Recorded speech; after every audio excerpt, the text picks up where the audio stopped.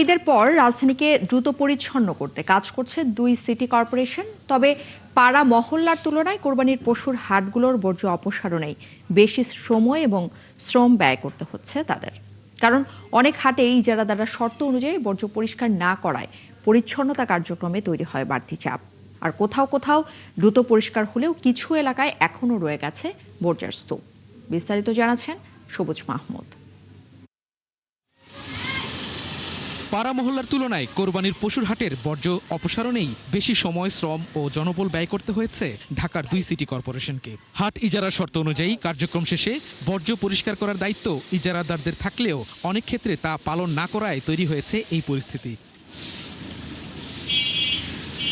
এটি তেজগাঁও শিল্পাঞ্চল এলাকার ঢাকা পলিটেকনিক ইনস্টিটিউটের খেলার মাঠ।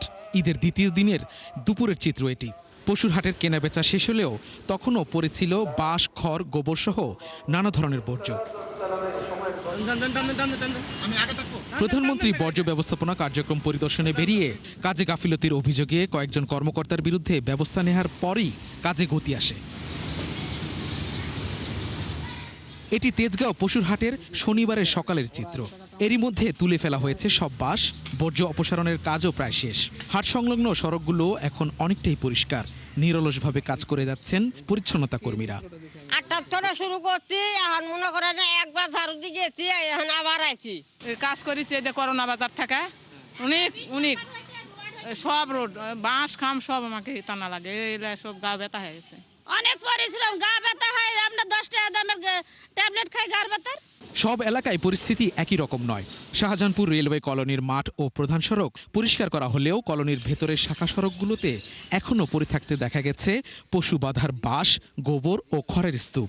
এসব বর্জ্য থেকে ছড়াচ্ছে দুর্গন্ধ, ভোগান্তিতে পড়েছেন স্থানীয় বাসিন্দারা। গাড়ি আসছিল, ছোট ছোট গাড়ি আসছিল, তারা কিছুটা কাজ করছে, কিন্তু প্রপারলি এখনো পরিষ্কার হচ্ছে না। কলোনির যে রাস্তাগুলো আছে সেগুলো ময়লাগুলো থুয়ে রাখছে, কিন্তু গাড়ি এখনো আসে নাই, আর সেই ময়লাগুলো এখনো নাই। গন্ধে অবস্থাটা খুবই খারাপ। আপনার বাচ্চা নিয়ে আমরা নিচে নামতে পারতাছি না। তারপর আপনার যে প্যাক কাদা, এদিকে গরুর হাট মাটা ছিল, এখন আপনার পরিষ্কারটা সুন্দরভাবে হয় নাই। বাসগুলো ওনারা বলতেছে নিয়ে যাবে, কিন্তু 24 ঘন্টা 48 ঘন্টা 72 ঘন্টা ওনারা সারাইতে পারবে না তো। সিটি কর্পোরেশনের তথ্য অনুযায়ী 2 দিনে ঢাকা দক্ষিণ সিটি কর্পোরেশন প্রায় 24,000 টন বর্জ্য মাতুয়াইল ল্যান্ডফিলে এবং ঢাকা উত্তর সিটি কর্পোরেশন 12,000 টন বর্জ্য আমিনবাজার ল্যান্ডফিলে পাঠিয়েছে। সবুজ মাহমুদ, 71, ঢাকা।